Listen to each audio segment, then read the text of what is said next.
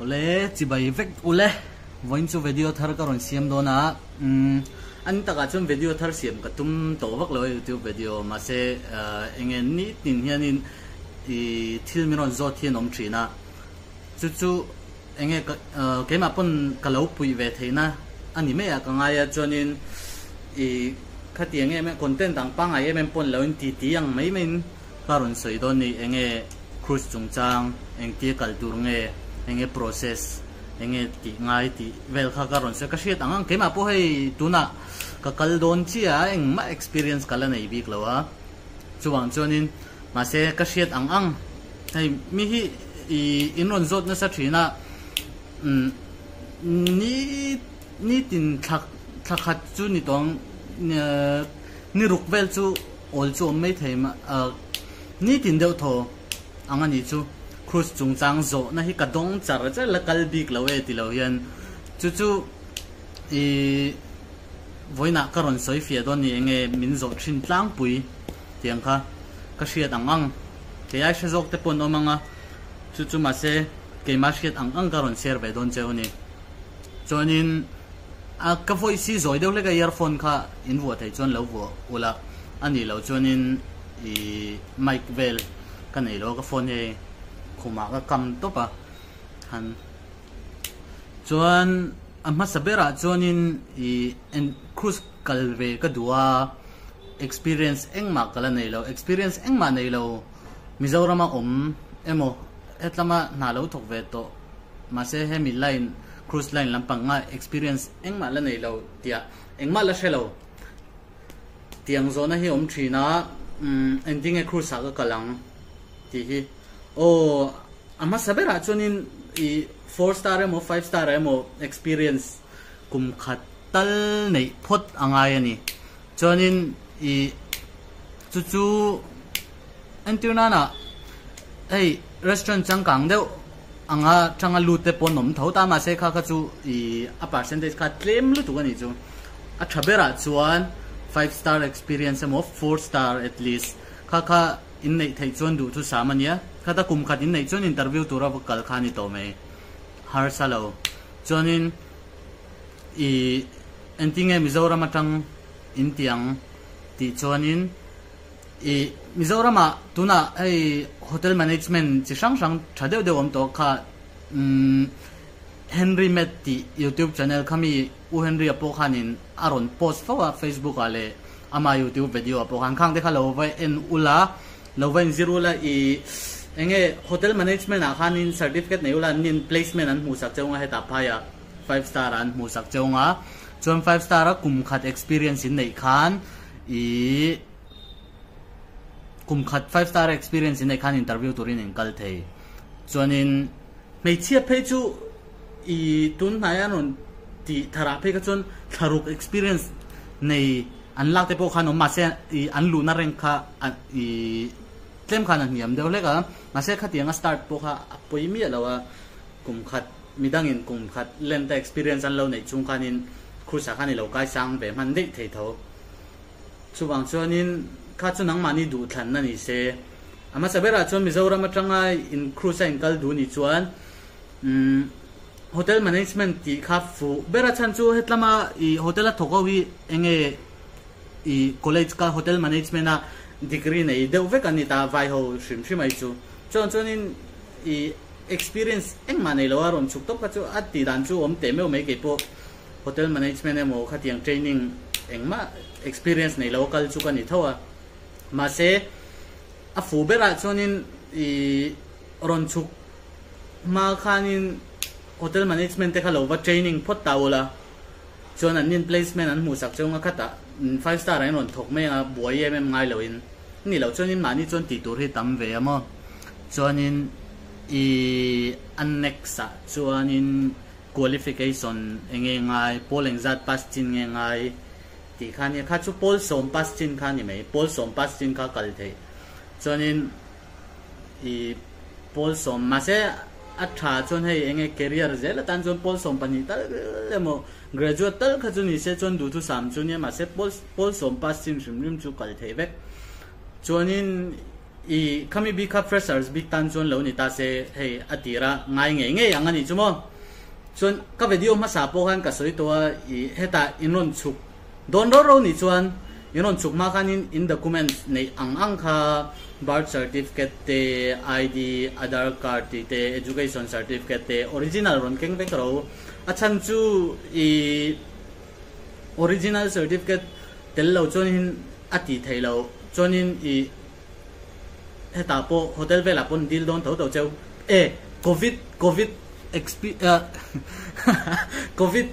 covid vaccine certificate ka poimo te menyo khalak nge ke po ka buai pha shepa chonin covid khalak nge ngaya dose ni a full dose kan i chonin experience claim lo nei to ho heta kum khat experience nei ting trap to apply dan tur la she si lo ho tan khanin kan soi lenga i entinge khoyange ka apply chanang engki apply tur nge khoi munange ti zona kha om thei tani chonin apply nei chi sang oma CSSI te tuna ka tina CSSI te chonin i airborne te industry te VC khatiang MSc khatiang reng cheu tani maset adang kha chu kan soi lo nga chan chu ka hriat lo wang hanin kati na chi hi kan soyanga i kema hi CSSI a katia CSSI apply dan chu CSSI ti khani search to panga achunga khan CSSI ti Google a khani search to panga chonin amma sabera ana lo lang hal me ang ta khanin ilu tanga chonin I profile kha inside na panga chon I profile a khanin ilu tanga chonin anwaya I profile ka 100% ni tirang aya til upload turan ti vel khai upload ang aron 100% vele khanin anwaya khanin hot job sa khanin ilut ang all job sa ilut lenga ta khanin in hadu tak khai apply to mai don ni chonin I na apply kha assessment ni dong anga I profile a thau khana ron thleng lenga self assessment kha chonin self assessment da ron thleng anga itilenga self assessment han patni ron om dona pakhat kha chu click chiang khani English elementary test khani ta chon hote te non zo cheunga chonin pakhat zo kan non zo tur chewa karin chu I ka thien teu pon zo vek ta enge tell me about yourself ani anga chonin enge kha inuna islim ni ber kha an zo chenga chon vacation ni man na nuamiti berle I khoimun nge ti le achan kami khan zo chenga khapo khai enge I communication skills ka athat le that lo an hriat du wang chonia chon ka khai complete anga chuanin na I apply khanin email I dong don ani interview I email a khan CSS ai khanin kan lo me chu tiang kha tiang ania I interview turin kan lo ko leng che ti email kha I dong dona an khami email ve ka khanin ani lo pon eng tik hun lai pon I CSSI office ron tlo thei reng Monday to Friday dar ko changa daranga le chan ve khatiang kha anon jiek tel don tani chong kha ta khanin aneng lo hun kha ngak kher lo la anon ko hun se kha ngak kher lo la khami email I don to chuanin I vakal to pang kurla son anomas me pa khanin Mumbai anta chunin Mumbai a kurla noma kurla wesa Kohinoor city a an office a khanin ivakal to pang Google me pa khanin search anga CSSI kurla itianga chun ivalu to panga I 5th floor alom don ta chunin ivazot ang walk-in interview min lo tingal meng che receptionist alo o mga chunin walk-in interview mi alo tianga oi tianga token hi lo pe chenga chunin token alo pe chenga ta chunin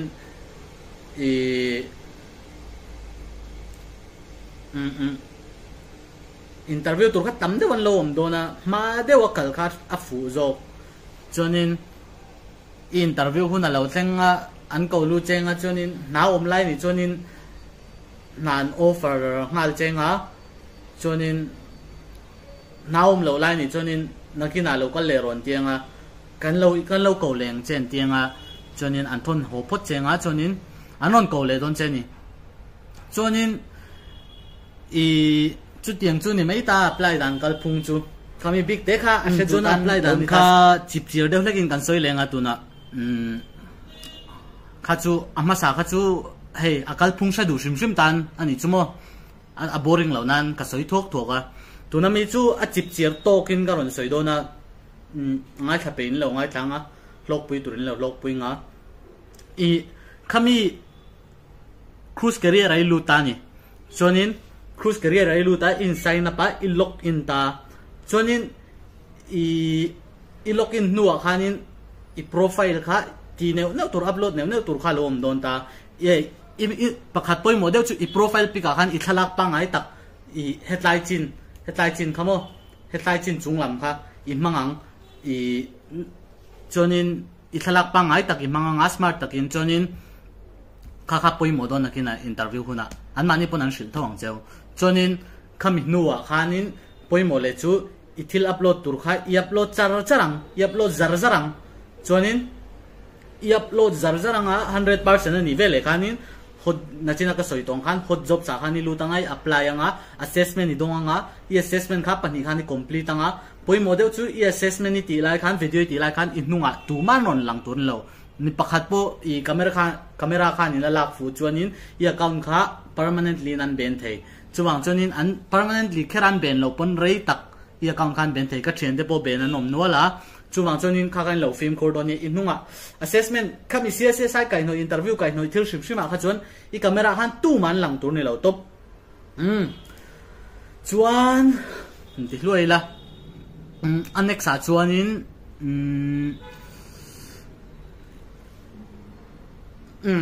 englo i interview i apply to a interview turin working turin i vakalta working turai kalmagan thil poi molu tuk pakhatom ni chu thil pathumi ke nangai chu ama sabera chuanin passport ni nei ngai mizoram ai ron chukmagan passport on siam la fu chan chu hetai i siam chopdon chon a hau tak lu tuk chuang chon mizoram a passport siam la fu passport ni nge ngai interview ai kaldon chon CSSI bi kan hi ho kan soyo CSSI chon passport ni nge ngai ya chonin na tholai nei chon khami i tholai offer letter kha i nei ngai na thoklai lo ni chonin i thona nu nung ber offer letter le in resign na khai nei ngai i experience letter kha passport experience certificate le i salary slip 3 months salary last 3 months salary slip kha ngai chonin last 3 months salary slip kha ngai ya chon a transaction po kha in company application ai don khani lawin SMS an ron thon bank transfer ngai kha ngai khami ngai khai keng don ya chonin i boi lawang chonin chumi te pathum chu i nei lo chon an thon hole don tho che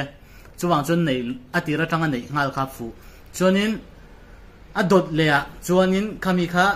ikenganga ivakal wang anang mate khan ivakal nel nga ma to ka kal kha fu chan chu ka kal ma sakber kan ma to kala ma dewa ko ho theya ka thleng ma sabera dar coin hong kha dar saringe dar ya ta kan thleng khale chu tiang vel chu ni ta chonin a second na han tlai lu tu ka kal ta khata khanin tlai lu tuk tia kan dar ko vela chung ka thleng to dar ko chi ka thlengin ka sia chonin thim nuwa dei ka ho ta ni chumo a hau tak lu tuk thlen tlai chu boi thak chonin chu eng polo ni ta se ivakal ta interview turin khami te thil poi mo pathum khai keng ta chonin iwa thunga i token number a han anron ko wang che interview turin lu tanga ani khatna chonin documents khan check ringot don khang pathum thil poi mo pathum ga chonin anthon holeng che chonin anthon hole chenga na online ni chonin nan an offer ngal chenga interview khami interview voi ni na turkhan an ko leng che chonin mase ni khatnia chon tu pon thon hovek na online ni mo ni lo emo na online ni lo chonin nakina ganron beleng che na hunan tiang an thon hong che chon vanai thak deuin na lo online ni chuan tikhan an ron ko le chenga an ko nia che khan ni vakal lenga khami ni ai hria tur chu pangai deuin in cheitur entirna na formal deuin kamisi hanga smart pen smart shoe ka tiang khan a fai se thom noa kho kha fai box se chonin zam lo turania chonin khaminia khan chonin interview pa ngai lo ni to don ta ni tlai poi mo lu tung ne lo ngai tha chiang ro interview pa ngai a khanin izo na khami tura tang han ilo in puwa cha ve char char ngai chu chan chu enge zona chi sang sang khan zot ve thei ta chia hei kema po notebook hi kan ei ta tianin kai hei hetlam hi food site ka siama chonin hetlam hi beverage site ka siam bok ta tiang khanin nangma kha note google te le chi sang sang atang khanin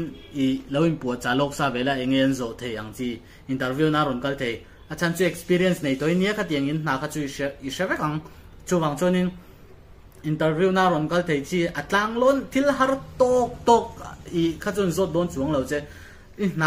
na zir khanin kha tiang har over khani don lo ma se in na kha chu shiat ve ngai kha wang khanin in na kai noi thil shim shim kha chu thiam ve lo tum ro chonin kha interview na khan an zo tang che chuan interview ni lala khan ithlin chuan offer an pe ngal chenga khata poi mo deuh chu ithlin chi khanin Merlin test antia chu English test anita chu in nei le ngai don interview atling mala Merlin test ai tlak chonin ikal thei chuang lo longa khan Merlin test akan 75% mu ngai ta maset harlu tukan lo hupur turan ilaw mo thil hi palve borbor turan ya chonin ti dan kong hi lom bezel mai chu ta Merlin test ai tlak chonin tharuk nu achi apply le thei Google akan search la Merlin test ti khanin practice ti po khan in o manga khang te lo practice log ro YouTube ba de bo Merlin test practice ti an mani inan ti na khatiang video de po kha o ma lo en ula 75% tali mu nga ya ta khanin enge khatai thin le bok chonin atok itling chonin ta han la top mai lo ta itlin nu han ti tur ga la tam chon nin nom chawal cha Pro Max don ni chuma englo ama sabera offer letter email in anon thon chenga kha within 24 hours ni ta in ka siang ni chung kha o khami chung kha ni khat nge ni chungin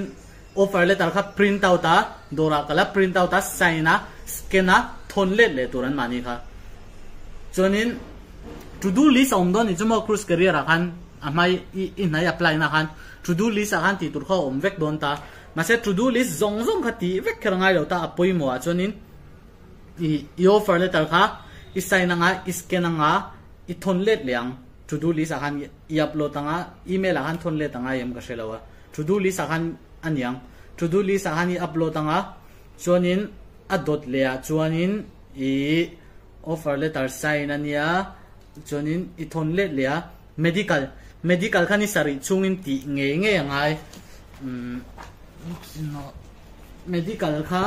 ni sari chungin ti nge ngai ya ma se CSSI that ve na chu i engkim hi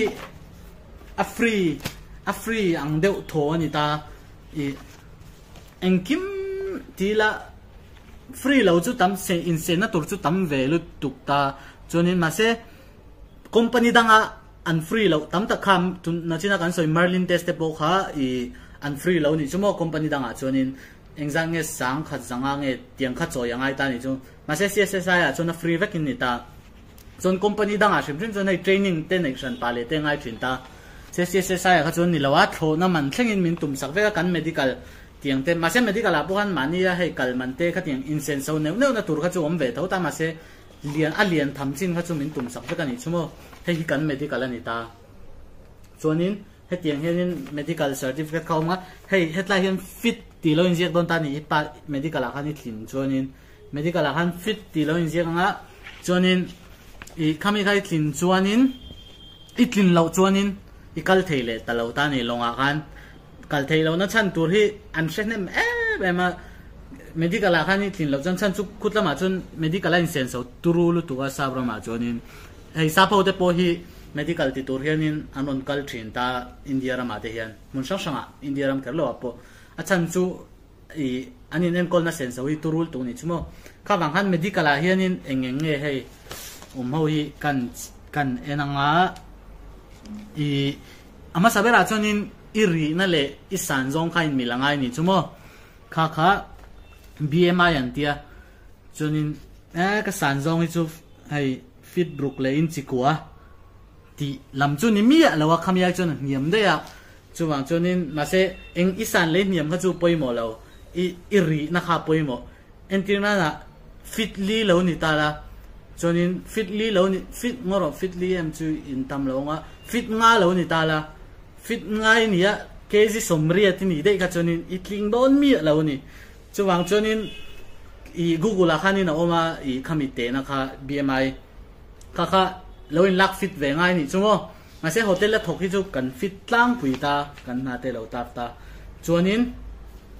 chu ni ta medical li ti ngai ta poimo medical ai pass chonin medical li ti don khanin chol ila don ta na thok lai ni chon hotel ai la tho lai ni chonin chu choli la khan ni khatlek lak lo tur ni lak ni ngai tur achan chu ama sabera han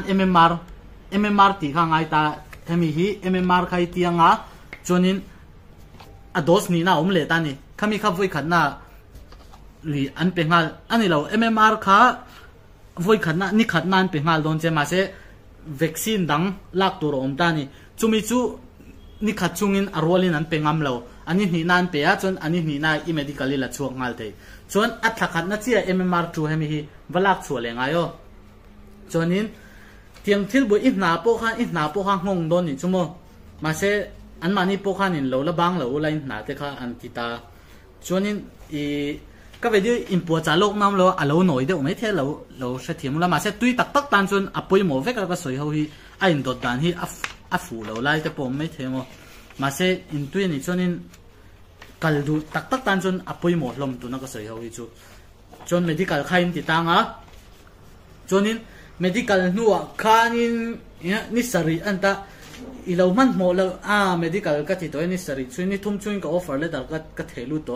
ni sari chuin medical ka ti to medical ka tling to lo ti mai thei ni ma se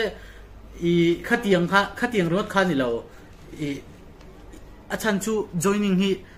a hriat mi lo arang thut le atlai thut te om thin ni chumo kha wang hanin STCW kha thlam chi mi lo arang thei po kalau ngak rei lu tu kalau chol de weng ni chu medical ka ti zo khan chonin kha wang khanin STCW khanin ka tlai lu tu ta tu na po SID ka apply man lo ta reng boka chonin STCW kha training le kha ngai ta ni chumo nei om chho tran don lu tu STCW in training nga car ni STCW training ka car ni ta chot lak ve ngai khai dunga chonin STCW ivati na turte khanin kar ni chunga ni som pali ni antianga ni som pali kha chol lak mi lo tur alo bera ni som ni tal achang chu ni som ni chu ngai lo me the ni som pari da poi complete nga ni som panga ni som pasaria poi complete the me te ma se ha dam le kha tiang kal na te lo hla chon mo ni som ni tal kha tra lak ro chuanin ni som ni tal khai la ta chon STCW vati don tani poimo chu khata poimo chu I passport bok khan le don ni chumo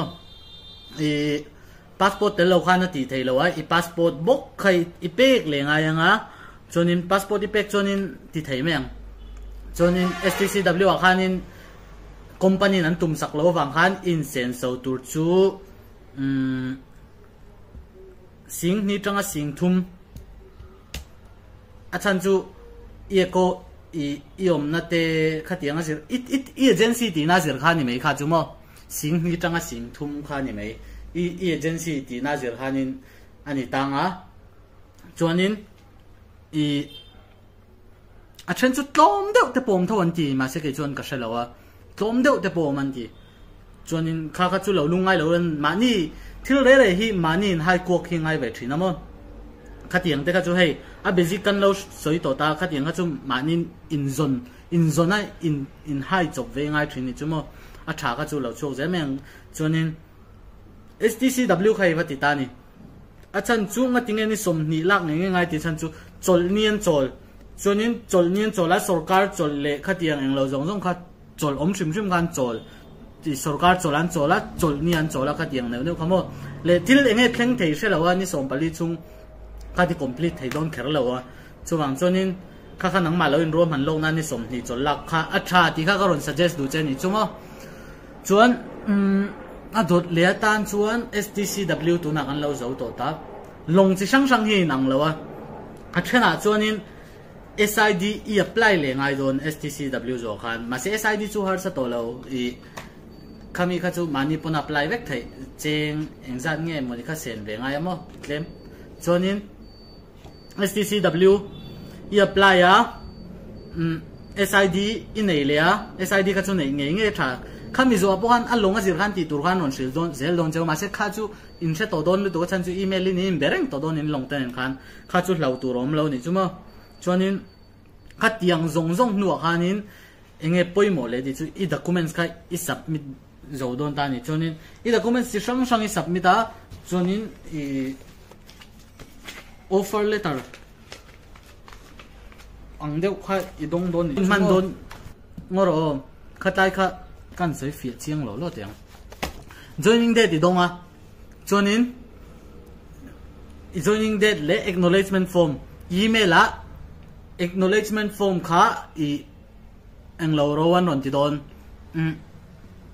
ni som thum mai sign la scan la ron thon le ro an ti don ma se kha STCW ila ti zo lo emo SID la nei lo emo I ti turang hai la ti zo lo ni chuan kha email I thon le tang hemi hi kala sign kala ron thon le thei si lo a chan chu chutiang khatiang ke STCW ala zo lo kai ke SID ala zo lo chu wang jong ka joining date himin son lat sak sham ro ti khan email I thon le lenga CSSI a khan chuanin I joining date khan ron son la leang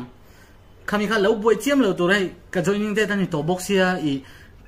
kala eng lo box lo ka sign top ti de ka ti chi mi lo a chan chu I lo sign to lak lo si chuanin I lo sign na I lo thon le vek to engkim I ready mon ti chon I flight ticket ten confirm anga chon I port agent te khatiang I hotel thlen na tur thleng khanan confirm anga chon I kal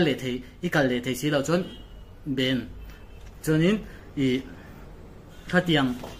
I kal le thei si lo chonin I poi viawang I thok thei to lawang midang ai apply ngai tong chonin I khang kha lo ni ta poi mo a chonin adang le a chon medical khang zong kha ilo ti fel to ta I join I document zong a fel to ta chonin I englo khatiang I ti ngai zong I upload zo to in ready to ta ni joining turin I thil le ngai te in le cruisa I join tura I mamo tura te in han le I hlim veng to imu to ma se I khatiang khanin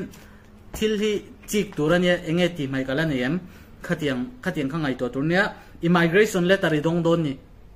immigration letter le immigrants letter khai ai nang lo an ti ta chunin I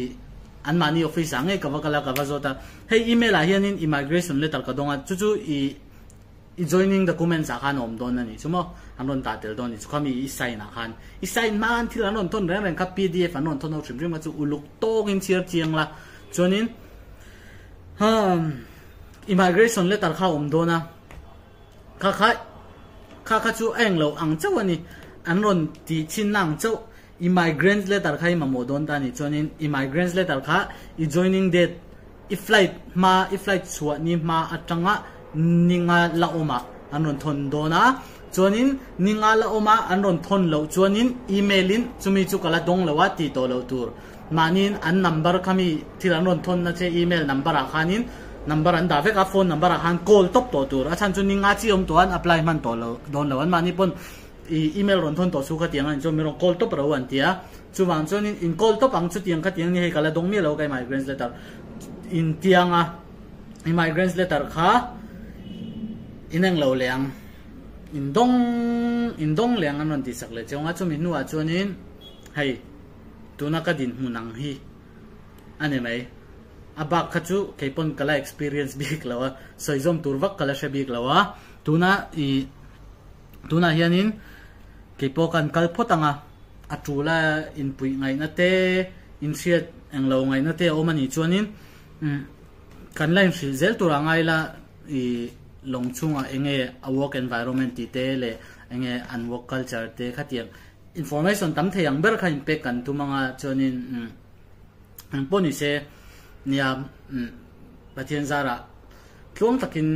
non thong mi zo tam tak longa in mu be se la kai po hei ka kal chan don chia engtin nge i ka tlong takin ka kal don em enti ka join thei nge don em ti pola chiang lo chu wang chonin lo tong trai pula kanin mu vek anga longa akal longa tui zong kha chu longa in mu vek kan tu manga mi zo tam tak longa kan thonga nom don ani mo chonin eng poni se thil poi mo deu chu ke mani na rin nomila i vai ho in na an zom tho thei em vai ho i ei pu te mu le om lo hi hria dai ma se khat tiang ang ni lo khanin i enge vai ho thonga thok lo khanin tai ma ta khan ri nom ta khani pu te om lai ni mo om lo lai ni mo in na kha chu lo thok phot la chonin pathianin i mala so manga enge i tluang ang chonin hatiang kha voina tan chon ni mei se enge soi mai kan em o ti mai kan nei lo lo chung chang hi nia lo hi i mi tam tak hria du beran kal chak chan ber poni thina long chi sang sang a hian in ang lo mo ke mani department bi F&B bi khi food and beverage a yanin lo hi atlem bera yanin ilong kal na zirin nia atlem bera chonin sing ngoro soile si lo tiang long i mamo tok ang chun peng che i joining mine i kha chu an thil vek don che he mi za thi kan offer che i pum don em an tianga chu i joining mine an thil vek ang che ma se enge ka thil du che pakhat chu i long avoi kha join nai chonin i du tui lu tuk lo si ro poimi lo ke po hei i Europe line na ka kaldona American line ka du thu samane i antirna na ke ma bi ka chon RCB hi hei i ka du thu sam long ani ta chu ma se kala theilo tuna he ta hian ka join photanga chon experience longa experience nei to chon inson te hi aul sam vedeu to thinan ti ni chumo kha wang han i long du han i lut ngal theilo ni pon i lem ta thwai chonin hlote hlo chungchang ale thil eng ki ma khan azia jok shim ti kha ka lo soi ve du ni chu chonin mamona ten nei chonin comment sa te khan lo zo tu la ma se longa kanom to chonin ka lo chang vak thei to lo me te cho khang kan shit angang te kanin chang kanin puiton zel don yo chonin mule ma lo zong lo dam mula mule thoi kan tum don ya bye bye ve ku